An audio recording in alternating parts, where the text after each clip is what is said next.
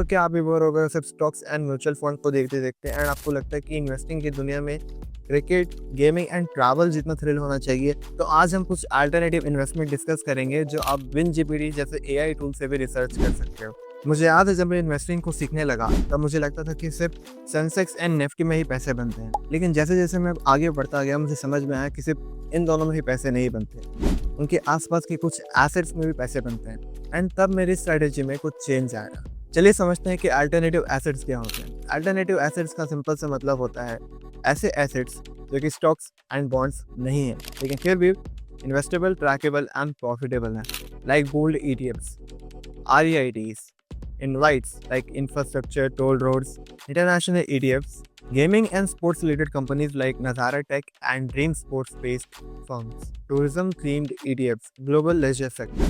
चलिए इन्हें डीप में समझते हैं। REITs का मतलब होता है रियल एस्टेट इन्वेस्टमेंट ट्रस्ट। जमीन लेने का जमाना गया, अब ऑफिस स्पेस या मॉल में इन्वेस्ट करने का जमाना है, वो भी सिर्फ 500 रुपीज़ के मिनिमम अमाउंट से। Example, embassy REIT, mind space REIT। इन्हें आप विन जीपीटी की मदद से एनालाइज भी कर सकते हैं एंड देख सकते हैं कि इनका फंडामेंटल कैसा है, एंड आपको अगर पसंद आए तो आप इसमें इन्वेस्ट भी कर सकते हो। सेकंड है invites, infrastructure, toll road, power grid, transmission lines, ये सब पैसे बनाते हैं हर दिन एंड आप उस पैसे का हिस्सा बन सकते हो अगर आप इनवाइट्स में इन्वेस्ट करते हो, लाइक इंडीग्रिड और पावर ग्रिड इनवाइट। थर्ड है थीमेटिक इंटरनेशनल ETF। अगर आप गेमिंग, ट्रैवल एंड स्पोर्ट्स से प्यार करते हो तो आप ETFs ले सकते हो, लाइक हीरो जो कि है गेमिंग के लिए, अवे जो कि है ट्रैवल टेक के लिए, और एस्पो स्पोर्ट्स के लिए।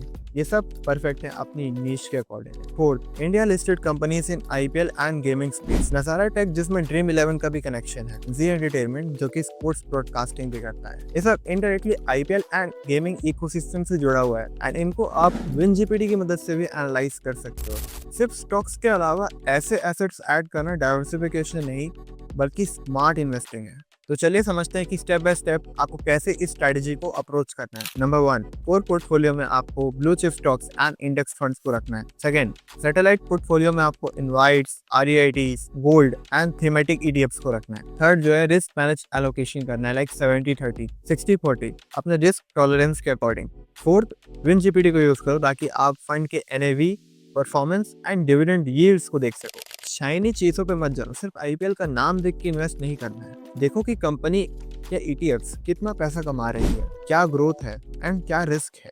जीपीटी आपको एक्चुअल डेटा देता है ताकि आप हाइप से बचो।